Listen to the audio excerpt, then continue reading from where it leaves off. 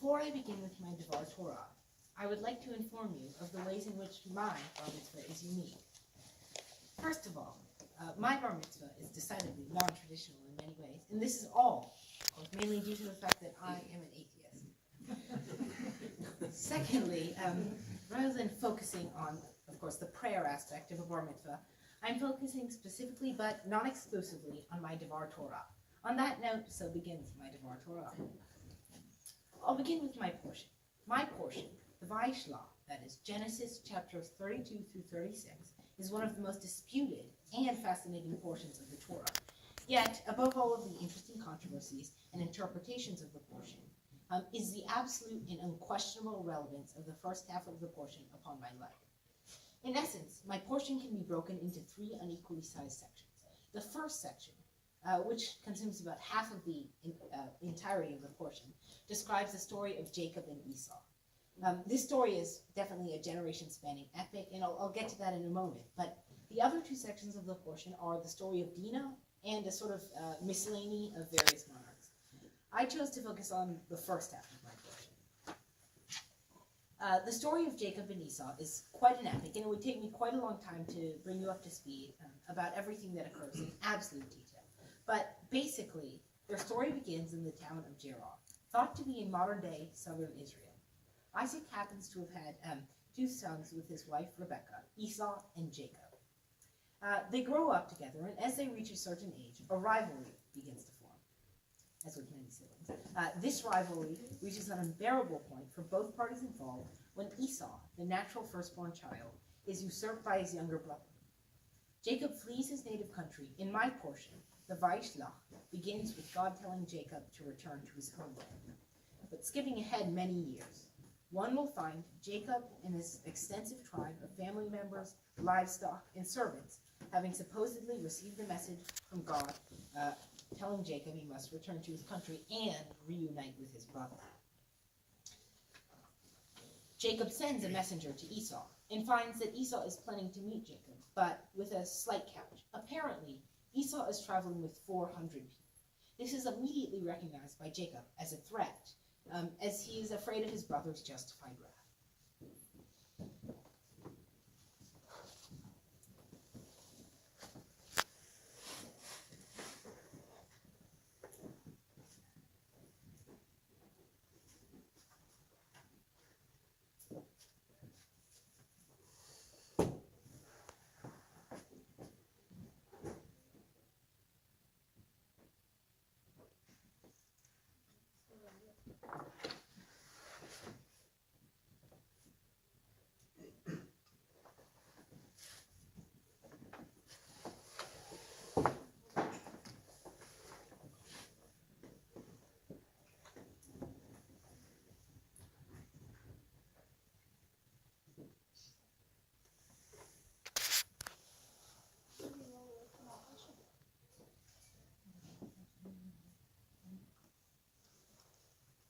One second, guys. We roll away from our question.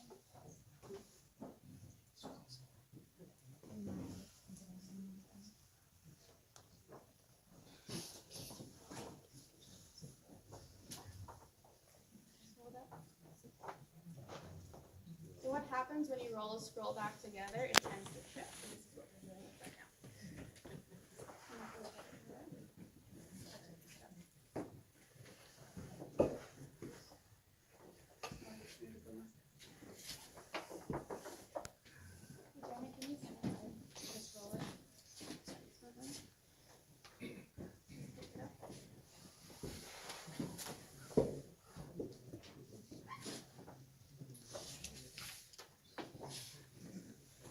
Vayomer Yaakov Elohi Avi Avaha Ve'Elohe Avi Yitzhak Yahweh Ha'omer Elai Shuv le'artzecha u'lemoledetecha va'itiva imach.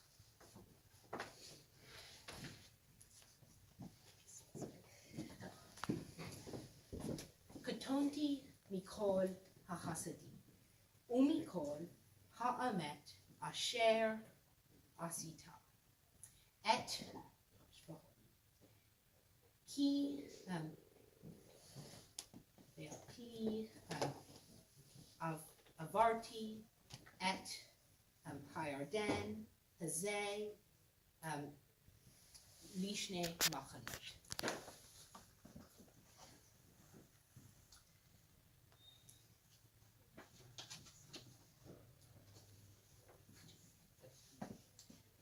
Jacob then begins to prepare to appease Esau in a variety of ways, the foremost of these ways being gifts. Jacob prepares a huge collection of livestock and various treasures to bestow upon Esau when they meet. One day, Jacob and his accompanying group stops to rest for the night along the banks of the Jabbok River. Partway through the night, Jacob is woken and wrestled by some sort of humanoid creature. The Torah describes this creature as a man, but my research revealed this passage as being one of the most contested in the entirety of the Torah. I will touch on that again later. Continuing, Jacob wrestles with this supposed man for quite a while, until this man lightly touches Jacob's hip, and it is immediately broken. Nevertheless, Jacob does not relent despite his broken hip, and he, imbued with a new fierce energy, pins the man on the coarse sand of the desert. The man seems to have an aversion to the daylight, and it pleads with Jacob in order to achieve its freedom. Jacob releases the man on the condition that Jacob is blessed. The man agrees and bestows upon Jacob the name Israel. Vayomer Elav et Amar Shimcha.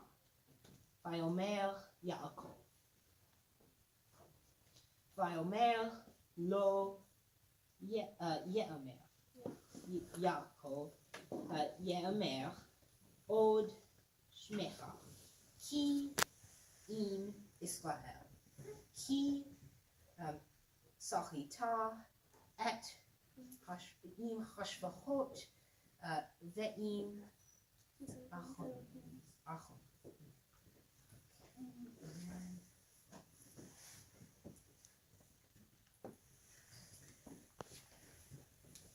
Jacob then limps away after he is bestowed with his new name of power. The following day, Jacob not only prepares to appease Esau's wrath, but also he takes precautionary measures with the division of his own vast tribe. He divides his livestock, relatives, and servants between many different groups in order to minimize the impact of capture. Jacob travels with his immediate family behind his servants, bearing the gifts for Esau that Jacob sent in advance. Yasem et Hashvachot vet Yeledehen Rishonah vet Leah Veyeledeha Achonim vet Rachel vet Yosef Achonim.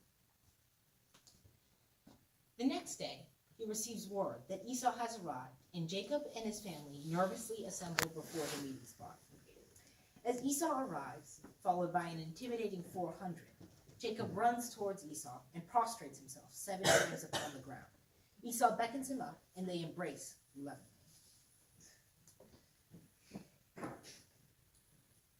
Ve'yaretz Esav likrato. Ve'yaretz ve'ipol al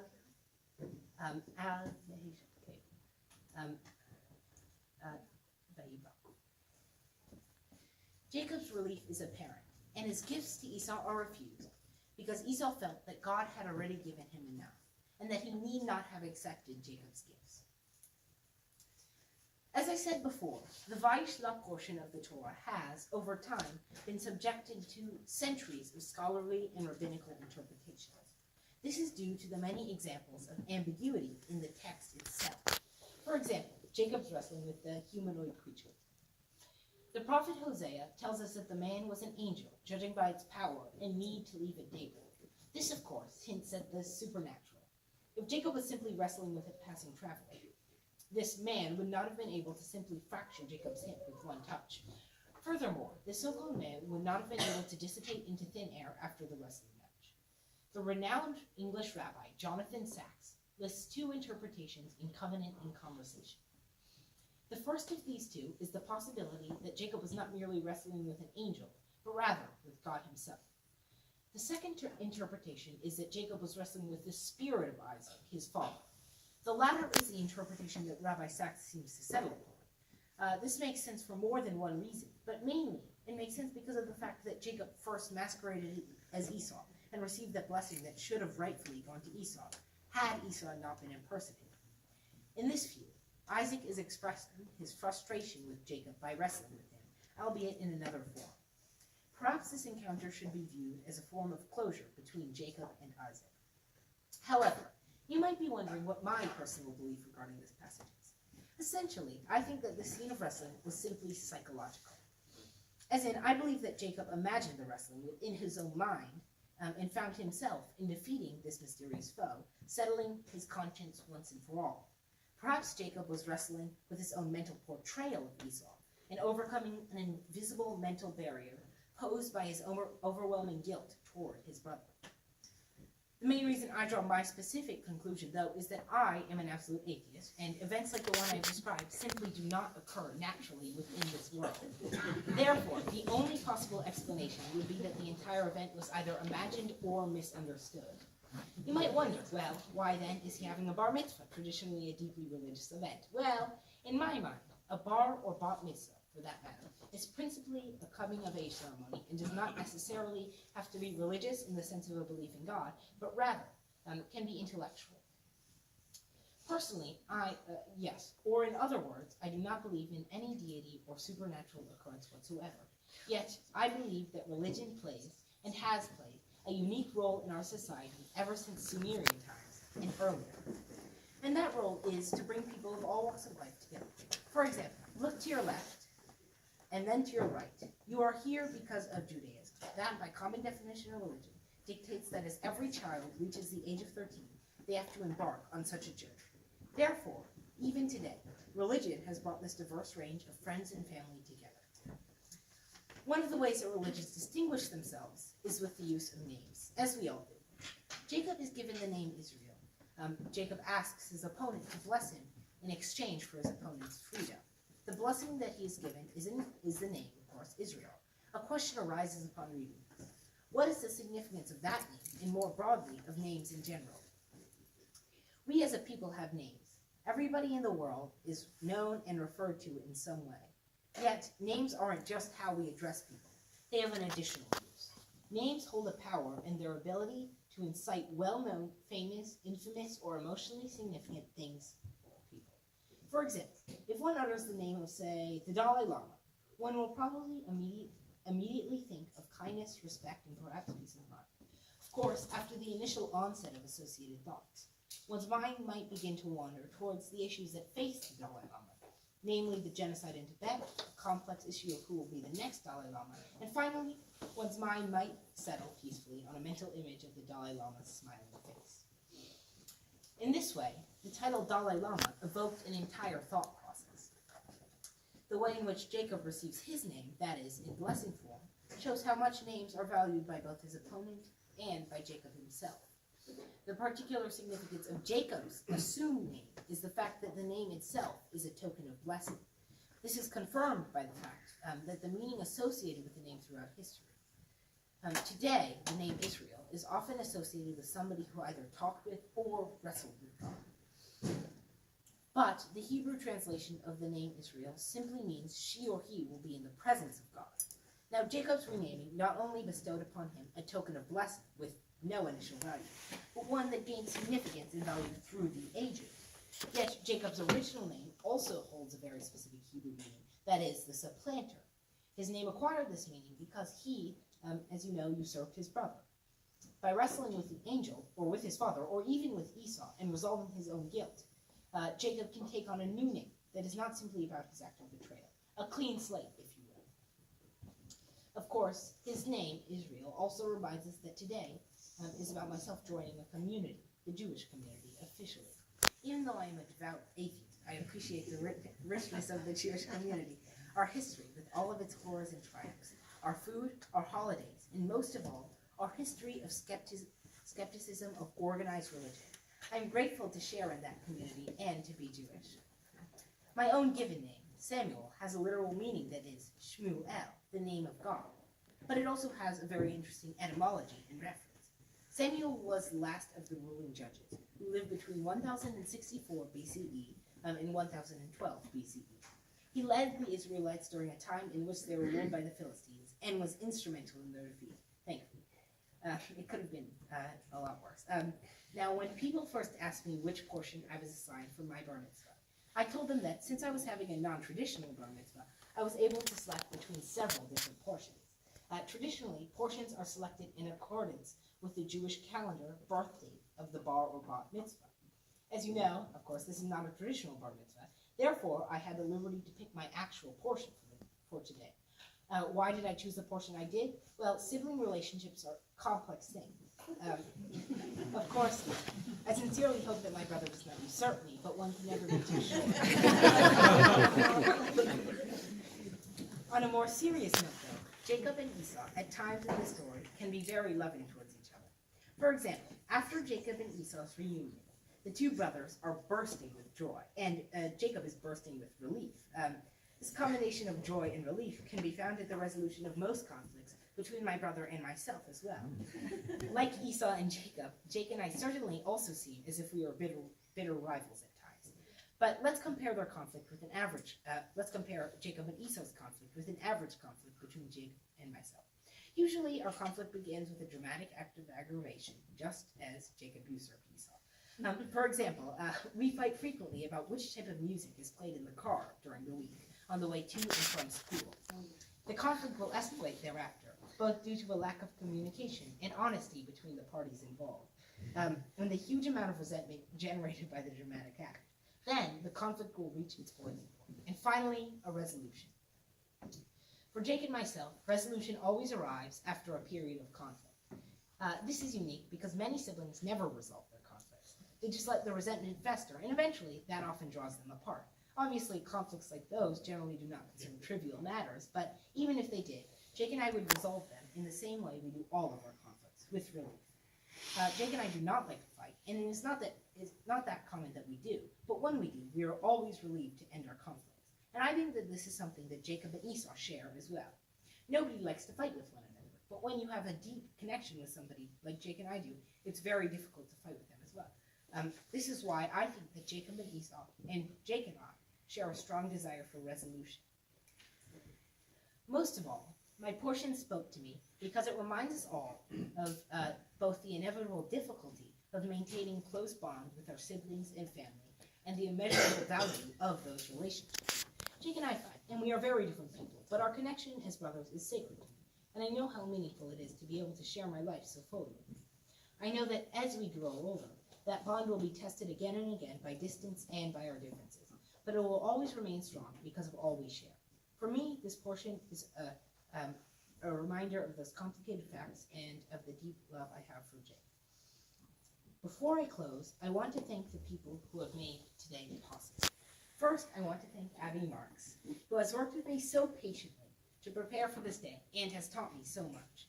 I'm incredibly grateful to you, Abby, and the notion of doing this without you is laughable. Thank you, Abby. I want to thank all of the people who literally helped create the celebration.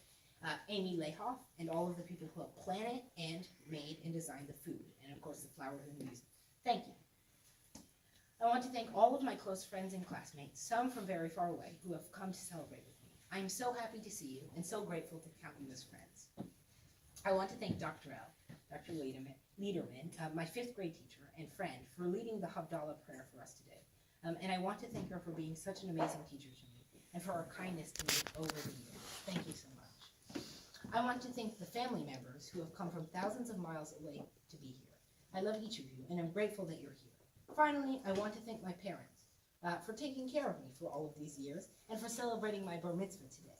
Furthermore, I would like to thank my mom and my dad for nagging me. Constant reminders, regardless of how much it pains me to say this, were quite helpful in this process. I love you very much.